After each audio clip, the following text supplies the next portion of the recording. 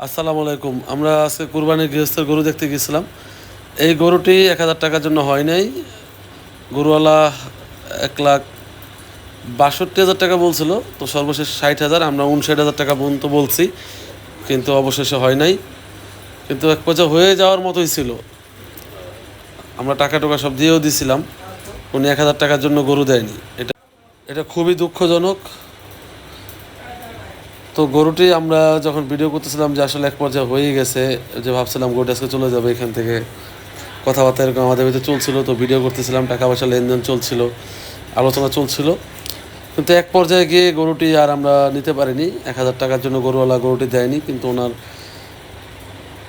এটা আসলে খুব হতাশ লাগছে আমাদের কাছে, তার জন্য আমরা চলে আসছি। তারপর আমরা এই গরুটি দেখতে আসছিলাম। এই গরুটি ১,৭৫,০০০ টাকা কমে দিবে না, আমরা ১,৫৫,০০০ টাকা পর্যন্ত বলছিলাম। তো এইটাও হয় নাই, কিন্তু একদম ১,৭৫,০০০ টাকা বলে দিছিল। তা আপনারা এই বন্ধুরা জাস্টিফাই করেন কোনটা আসলে ভালো ছিল গরু। তারপর আমরা এই গরুটি দেখতে আসছিলাম। এই গরুটি ১,৪৫,০০০ টাকা দাম চাইছিল, আমরা ১,৩৫,০০০ বলছি। খুব বেশি ডিস্টেন্স ছিল না। গরুটা এখন ছাড়া হবে। পাগলা গরুর পাগলামি দেখুন, দেখুন এক দৌড়ে গরু কোথায় চলে গেল।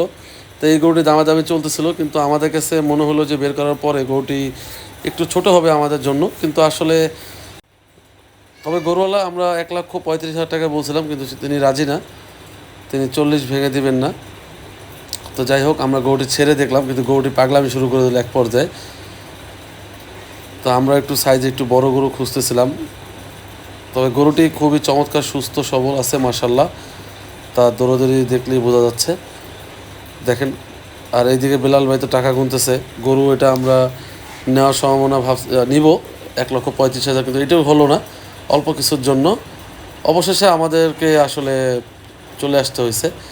দেখেন, আমি দিছি দৌড়, গরু তো মানে ছুটাছুটি শুরু করছে। গ্রামের গরুগুলো সাধারণত এরকমই হয়, ওরা কোনো ফিড জাতীয় কোনো খাবার দেয় না। এই গরুগুলো আসলে খুব ভালো, চমৎকার। ওইদিকে দেখেন আমাদের মুশফিক ভাই কোথায় ঢুকতেছে গরুর ভয়ে।